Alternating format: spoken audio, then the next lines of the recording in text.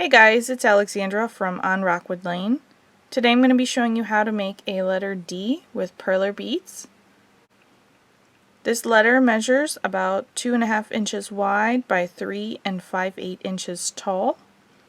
I'm using a square grid for mine, the kind that has the puzzle pieces on the end so you can interlock them. This square is 5 3/4 inches wide. I also have tweezers, and I'm going to be using this dark brown bead for my letter. You're going to need 182 beads. You'll also need an iron and parchment paper so you can fuse your beads. I have a chart for this letter. If you'd like to follow along, I'll go ahead and link that in the description box below for you. Let's go ahead and get started. I'm going to follow the inner left bottom corner for my letter. I'm going to start by working 19 beads vertically.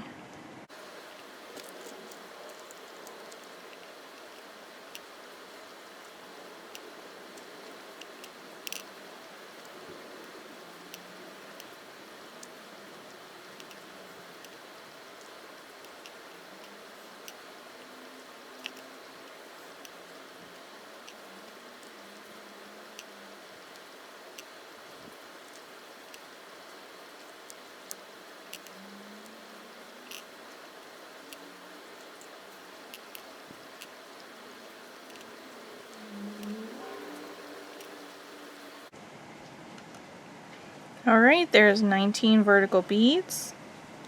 We're going to work horizontally to the right on the top and on the bottom, and we're going to have 10 beads each.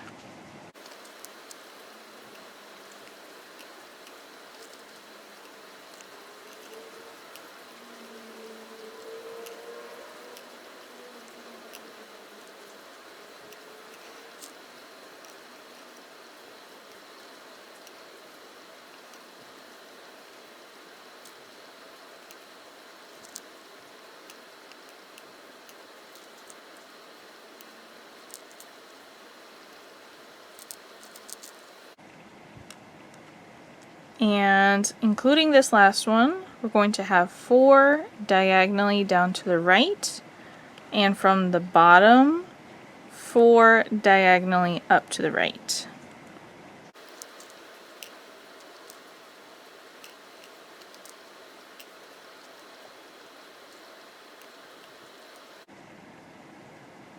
Then we'll fill in the line here on the right between those 2 beads.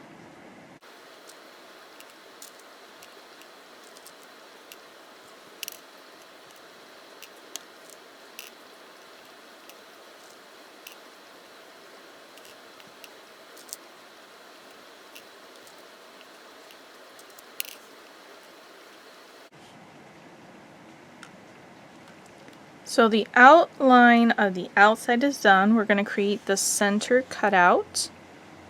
I'm going to start from this top line on the right side, and I'm going to go to the bead to the left of that and place a bead underneath it.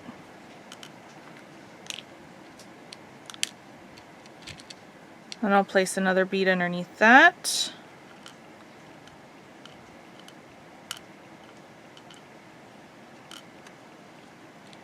And place another bead underneath that, and then we're going to place one more underneath that, and that is going to give us 5 vertical beads here. The next bead is going to be diagonally up to the left, and then including this very last one here, we're going to work horizontally to the right and have 5 beads.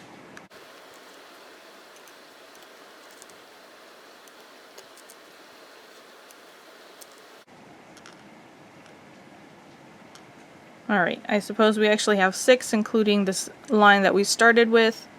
But after we have that, I'm going to go to the bottom now and mimic this so I get the same shape. So bottom line, right side, go to the bead to the left of that and place one above it. Place one above that. Place one above that. and then place one more above that.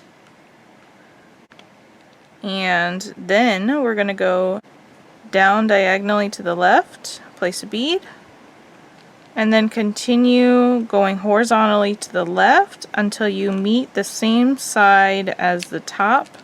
That's going to be 6 beads horizontally in total there.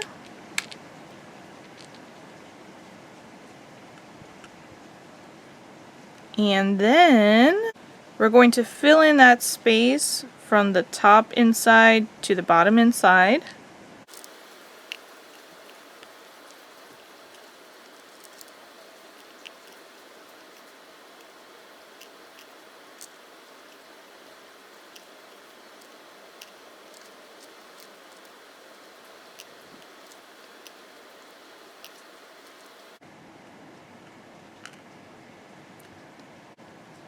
Now we'll go to the other side, and the bottom of that 5th bead there, we're going to place a bead to the bottom right of that. And we'll match that on the bottom, go to the very last bead, diagonally up to the right, and then we'll fill in the space between those two.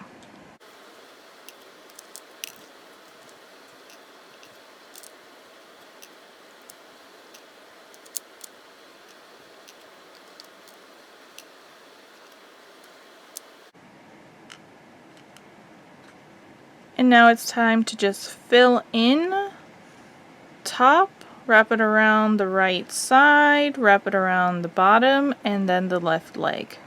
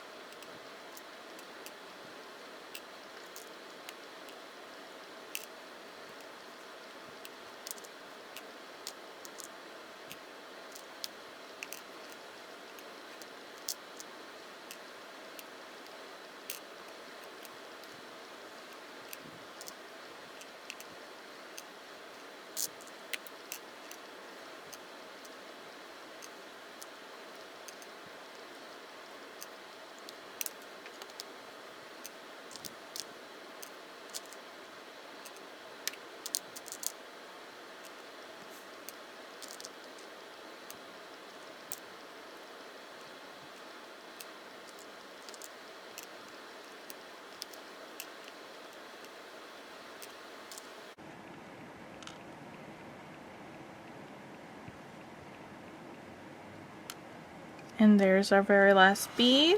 Our letter D is now ready to be ironed. So go ahead and grab your parchment paper and then meet me back here.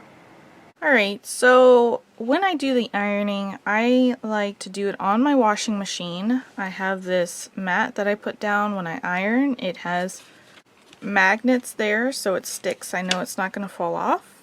And it's a good surface to iron on. I have the plastic grid here with my letter and some parchment paper. The side that's the most waxy, I'm going to put it face down on top of my letter. And you can reuse the same piece of parchment paper over and over again, so it's not a big investment there. My iron has 1 through 6 on it, depending on the type of fabric that you're ironing. The instructions for perler beads say medium heat. I did try it at medium level and it was taking way too long to fuse my beads, and then they were fusing unevenly, so I actually just put it up at the max level, which is 6, and it works within the time that it's supposed to. It's about 15 to 20 seconds. So I have the parchment paper there, and I'm just going to place my iron on and work in a circular motion. Make sure that as you're working, you get the corners and the edges, because those sometimes take a little bit longer to fuse together. And then you'll be able to check it by just moving your parchment paper. It should peel right up. If you have any beads that are sticking to your parchment paper, carefully put it back down and iron over that section again. Once you've peeled back your paper and you're satisfied with the fusing here, then you'll want to flip it over. Be careful when grabbing the letter because it's going to be very warm, so either let it sit for a moment so it can cool off and then you can pick it up, or I just take my grid and flip it over. And then you can put the grid on the side and you're going to fuse the back the same exact way that you did the front. So you'll just take your parchment paper, place it over it, and iron in that circular motion again. This is super important to have a surface that is okay to be ironed on. In about 15 to 20 seconds of ironing, you'll be able to go ahead and peel up your paper, and the back side will be fused together as well. Be careful when touching it because it's still going to be warm or hot.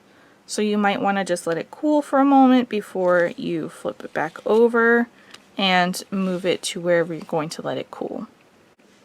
And if there's any spots that you're not happy with the way they look or you want them to be a little bit more fused together, then just place your parchment paper back on top and iron it a little bit more in that section.